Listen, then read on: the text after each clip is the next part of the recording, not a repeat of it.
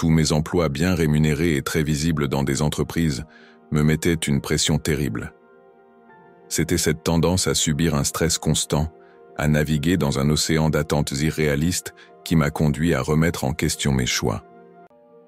Chaque matin, l'angoisse s'insinuait en moi, me rappelant que je devais être parfait, que chaque erreur serait scrutée et amplifiée. Les heures s'étiraient, et même lorsque je réussissais, il y avait toujours cette voix intérieure qui murmure que cela ne suffisait pas. Les moments de satisfaction étaient rares, vite éclipsés par la peur de perdre cet emploi prestigieux ou de décevoir les autres.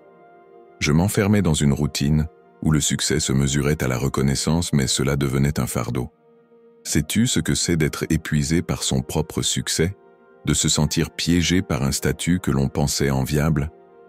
Je réalisais qu'au-delà d'un salaire attractif et d'un poste envié, il y avait le tollé émotionnel d'une vie réglée comme du papier à musique, sans place pour l'imprévu ni l'échec. Cette quête de performance incessante m'a aspiré, et j'ai fini par aspirer à une liberté que je ne savais même pas comment atteindre. Je n'étais pas seul dans ce mal-être. Autour de moi, beaucoup ressentaient la même pression écrasante. On finit par comprendre que ces emplois glorifiés ne sont parfois que des prisons dorées. Le défi résidait dans cette prise de conscience et cette décision, celle de prioriser son bien-être et son épanouissement. La clarté est venue petit à petit, révélant que ce véritable succès est plus que des chiffres sur un chèque.